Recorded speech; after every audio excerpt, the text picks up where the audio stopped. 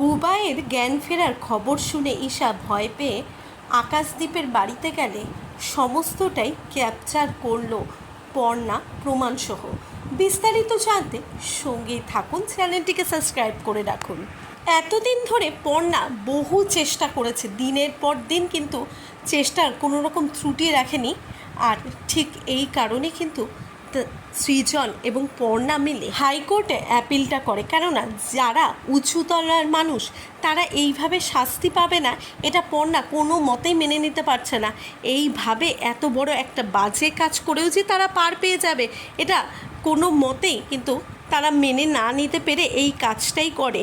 ওইদিকে যখন সমস্ত রাস্তা বন্ধ হয়ে যায় তখন হাইকোর্টের জাজের কাছে কিন্তু তারা হাতও জোর করে বলে যে তাদের একটা সুযোগ দিতে, আর তিনিও কিন্তু পর্ণাদের ওপরে বিশ্বাস করে, কারোর কথা শোনে না, কোনো কথা না শুনে পর্ণাদেরই সুযোগ দেয়।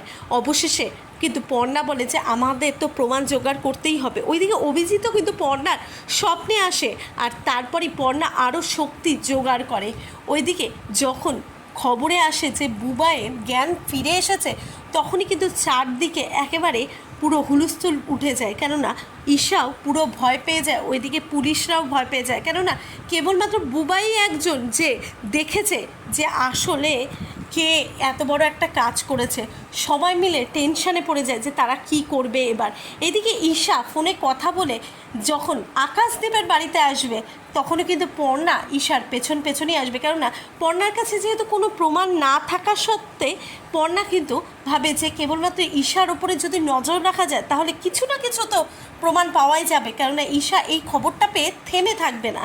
তারপরে কিন্তু তারা আকাশদ্বীপ ভৌমিকের বাড়িতে এসে নিয়ে সমস্ত পুলিশেরা সবাই মিলে মিটিং করতে থাকে, আর সমস্ত যখন কথা নিজেদের মধ্যে আলোচনা করে সেই সুযোগে পর্ণা আড়াল থেকে সমস্ত কিছু তুলে নেবে, আর তারই প্রমাণ পর্ণার মোবাইলে যখন চলে আসবে তারপরে কি করবে পর্ণা, শেষমেশ কি কোর্টে সমস্তটা প্রমাণ করেই ছাড়বে পর্ণা। হ্যাঁ, এমনটাই হতে চলেছে।